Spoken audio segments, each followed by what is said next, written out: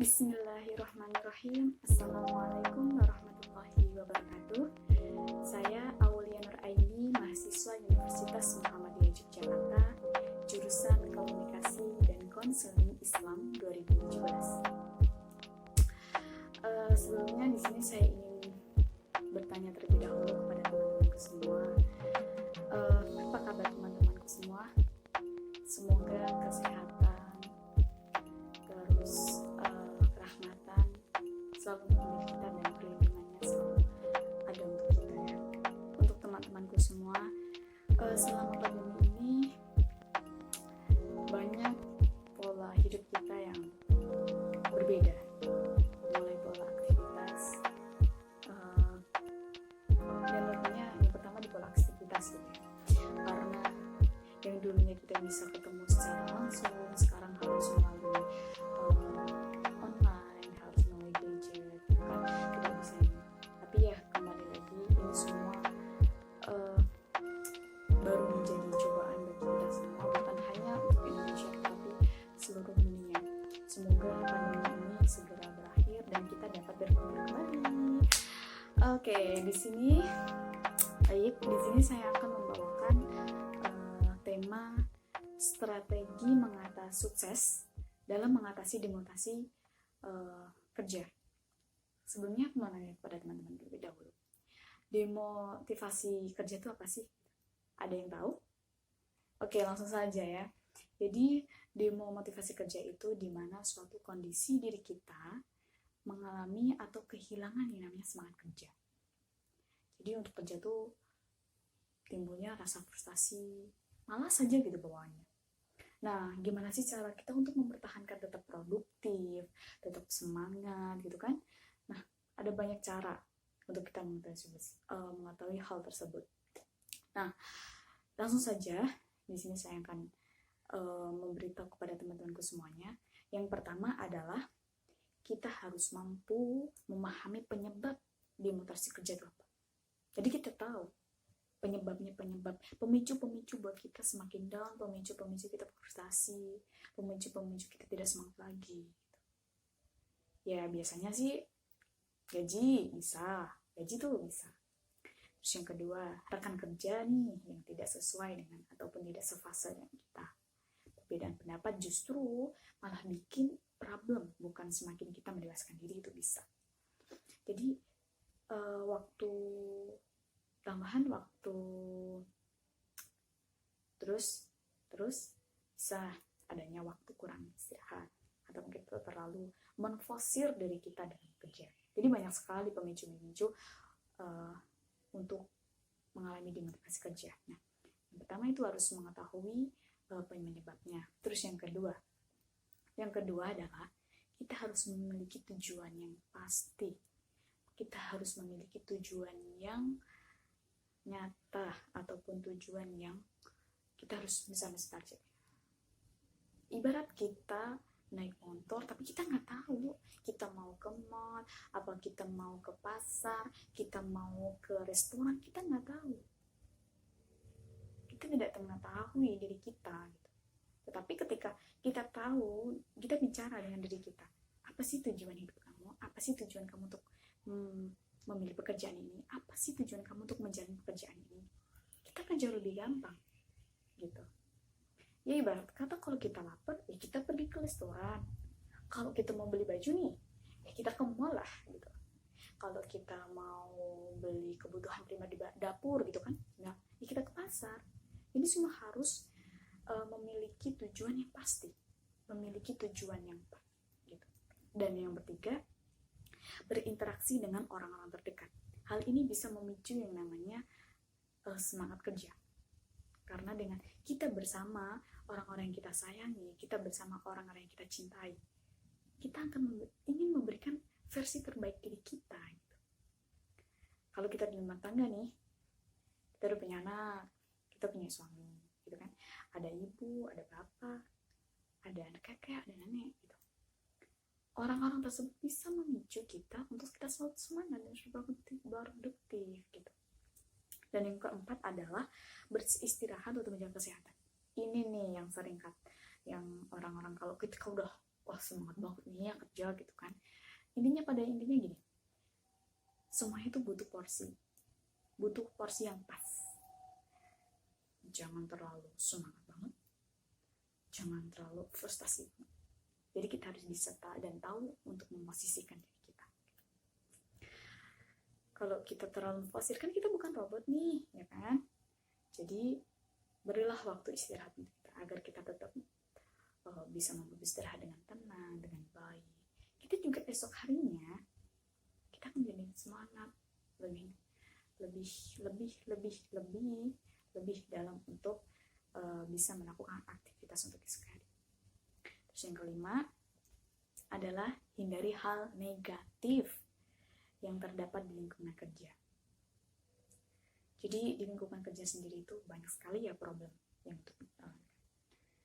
baik itu problem dengan atasan, dengan rekan kerja kita sendiri, ya kan, satu divisi gitu misal, tapi kita berbeda pendapat. Akhirnya pendapat itu justru yang akan menimbulkan masalah, bukan menyelesaikan masalah. Atau enggak ada nih teman kita yang caper kepada yang cari-cari ini, akhirnya si bosnya kita ada rasa kayak ya apaan sih begitu kan.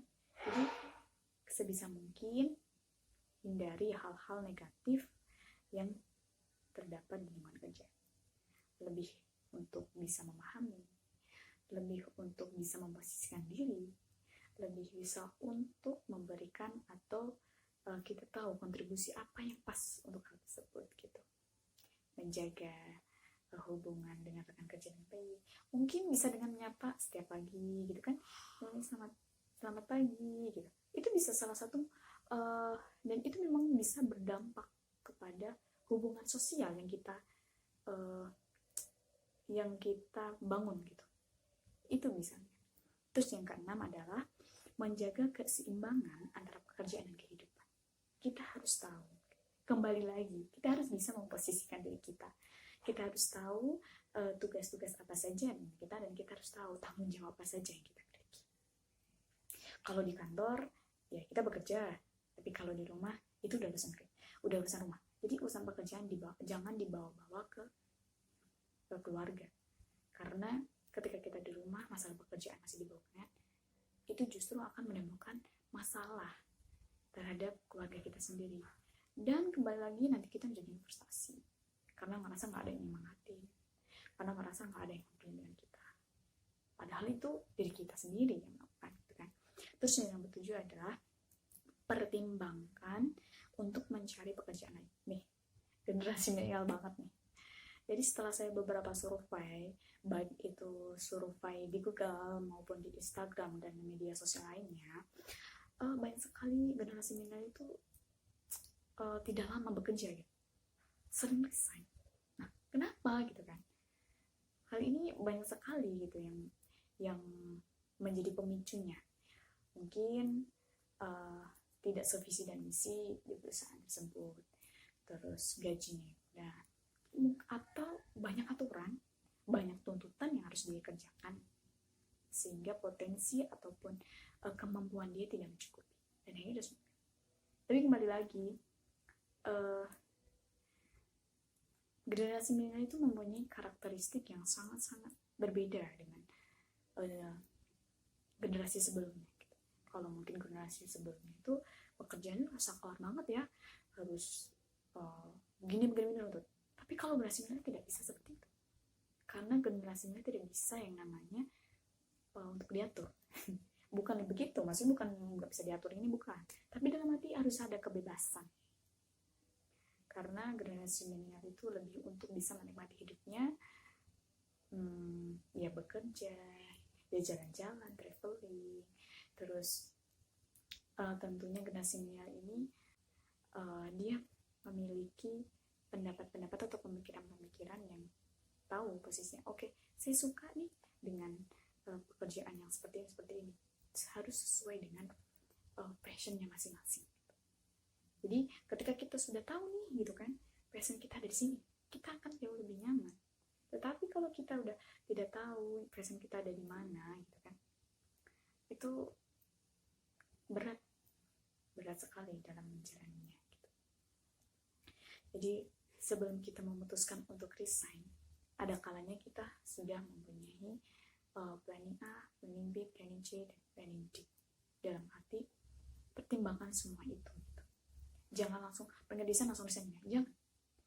Tapi kita harus survei dulu, kita harus mencari informasi dulu. Apa sih yang cocok buat aku nih? Oh ya, ada peluang nih, ada peluang pekerjaan ini nih gitu. Ini kita ambil lah di situ. Misal ada lowongan kerja. Tapi kalau misal kita belum ada pandangan, kita belum ada tujuannya itu tujuan yang jelas, belum kita resign habis itu ngapain? Ujung-ujungnya di pengangguran. Ya kan? Nah, jadi pertimbangkan secara matang sebelum menentukan atau memberikan keputusan untuk resign. Nah, apa sih yang pekerjaan yang cocok nih gitu kan? Aku sekalian kasih nih pekerjaan buat generasi milenial. Ya, ada banyak sekali aslinya. Cuman kalau di sekarang tuh baru populernya jadi vlogger, terus YouTuber gitu kan. Terus tapi bukan hanya gitu doang gitu kan, maksudnya di media sosial itu bukan. Ada software engineer dengan alasan gajinya banyak tadi. Terus desain grafis, ya kan sekarang tuh banyak baru musimnya atau memang baru eranya lah gitu ya. Baru semua kan tergantung dengan digital teknologi. Jadi kalau seorang generasi milenial kalau tidak bisa yang namanya semacam main di media sosial, itu bukan generasi milenial. Karena memang hidupnya generasi milenial sekarang di situ. Yang ketiga ada videographer dan fotografer tadi. Terus analisis investasi perbankan ini cukup masih diminati ya oleh generasi milenial karena salah satunya adalah untuk menjadi pertimbangan adalah gaji. Sekali lagi ada gaji. Okay. Terus account executive, underwriter, analisis bisnis, dan asisten media planner. Jadi intinya begini, untuk mengatasi suatu demokrasi kerja itu tuh kita harus tahu diri kita sendiri terlebih dahulu.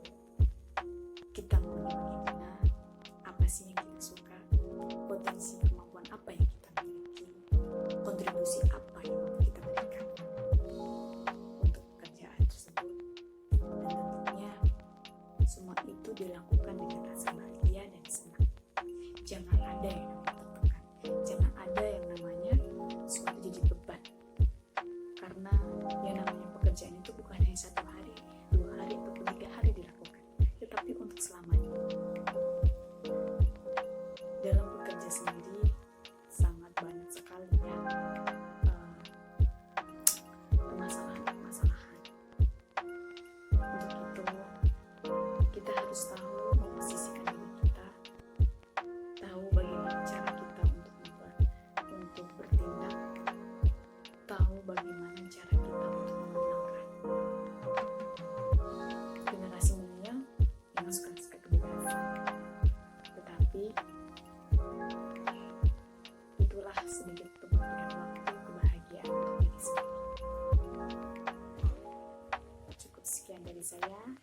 Apabila ada salah kata, saya mohon maaf. Pastor